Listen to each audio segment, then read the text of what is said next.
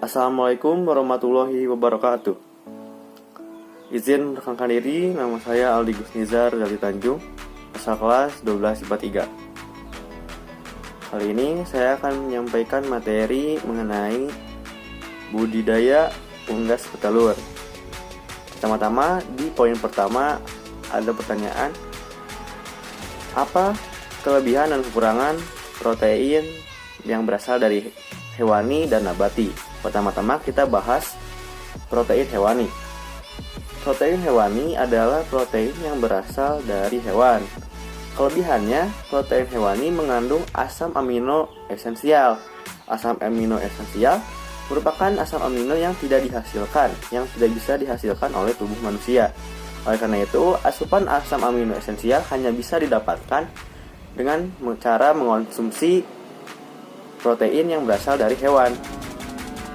Selain itu, protein hewani juga mengandung banyak sekali kandungan vitamin B12. Vitamin B12 ini sangat berguna untuk pembentukan sel darah merah dan melancar sistem metabolisme tubuh. Namun, di balik kelebihannya, banyak sekali juga kekurangannya. Antara lain, protein hewani banyak mengandung lemak dan kolesterol dengan tingkat kandungan yang cukup tinggi, sehingga tidak baik untuk kesehatan, apalagi dapat menyebabkan resiko penyakit jantung. Selain itu, protein yang berasal dari hewan banyak mengandung sodium.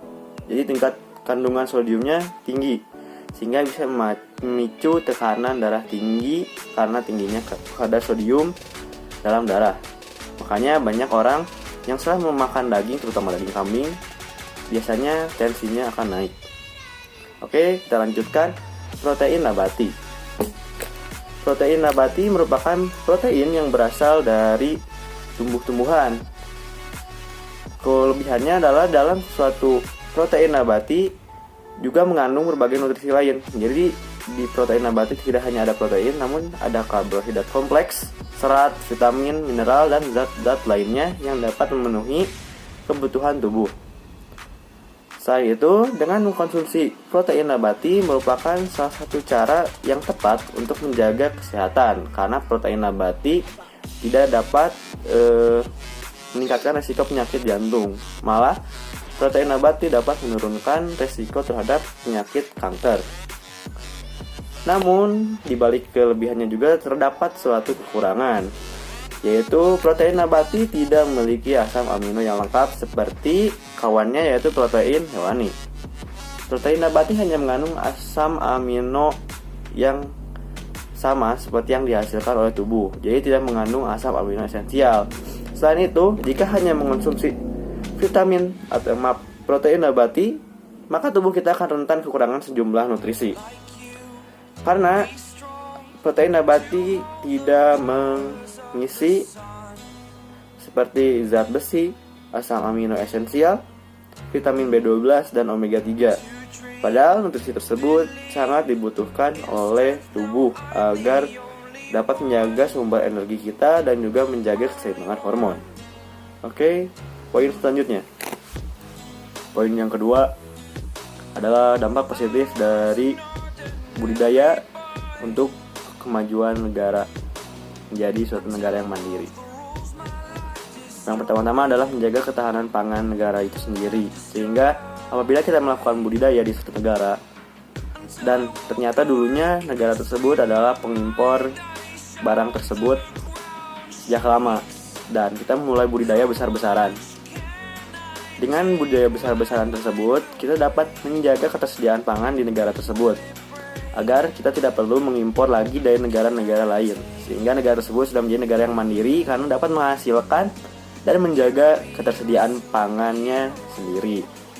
Kedua adalah dapat membuka lowongan pekerjaan yang lumayan menguntungkan, karena dengan budidaya dilakukan membutuhkan tenaga kerja yang lumayan banyak. Karena itu sangat menguntungkan bagi orang-orang yang belum memiliki pekerjaan dan lumayan menguntungkan juga. Yang ketiga adalah menjaga ekosistem alam tetap terjaga. Dengan adanya budidaya-budidaya tersebut dapat menekan populasi dari yang asalnya sedikit menjadi banyak, dan juga agar dapat kita manfaatkan sebaik mungkin. Mungkin selanjutnya, bagaimana menurut kalian faktor keberhasilan seorang wirausaha? Menurut saya faktor keberhasilan seorang wirausaha adalah kemauan yang keras, modal yang cukup, networking yang luas, tahu persis akan pasar, memiliki inovasi dan kreativitas tinggi, pemasarannya efektif, dan memiliki karisma atau pelayanan yang baik terhadap konsumen. Produk unggas jenis apa yang keluarga ibu sukai? Ayam. Poin selanjutnya, sebutkan peluang dan tantangan dari budidaya unggas petelur. Pertama, peluang dari budidaya unggas sama saja dengan dampak positif dari budidaya sebenarnya. Namun untuk individu lebih ke ekonomi, karena hasil dari unggas petelur bisa kita ambil terus menerus. Jadi misalnya ayam betelur, kita bisa ambil telurnya terus menerus. Terus misalnya ayam, kita ambil dagingnya, ayam itu beranak, nanti anaknya juga kita ambil dagingnya, dan terus berulang, sehingga dapat memutar roda ekonomi suatu keluarga. Namun tantangannya, ada beberapa jenis unggas yang menghasilkan telurnya lama atau tumbuhnya lama. Juga ada beberapa unggas yang rentan terhadap penyakit, sehingga dapat resiko untuk terjadinya flu burung lagi. Sehingga diperlukannya sosialisasi, diperlukannya pemahaman akan penyakit-penyakit terhadap unggas. Yang ada di rumah saya, di sekitar rumah saya hanya ada ayam. Nah, terdengar suaranya kan, hanya ada ayam. Ini yang saya sudah siapkan kurang lebih berbentuk seperti ini. Teknik yang umum digunakan oleh warga internet adalah biasa seperti teknik perawatan hewan unggas, yaitu dengan memelihara unggas, membersihkan kandangnya setiap 3 hari atau 4 hari sekali, memberikan makan 2 kali sehari dengan takaran yang benar, dan dengan pakan yang berbagai macam sesuai yang memiliki hewannya, dan memberikan vaksin karena rentan akan flu burung. Pakan yang biasa kami gunakan adalah nasi, yang biasanya di bawah magicom sudah ada nasi. Nah, kita kumpulkan, kita kasih air, lalu dikasihkan ke ayam.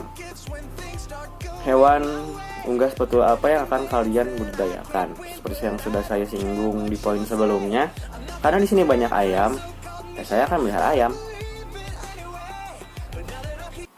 Baik, mungkin cukup sekian penjelasan video dari saya. Mohon maaf apabila ada kata-kata yang kurang tersusun rapi atau kata-kata yang kurang sopan. Saya sekali lagi ucapkan minta maaf sebesar-besarnya. Terima kasih atas perhatiannya. Wassalamualaikum warahmatullahi wabarakatuh.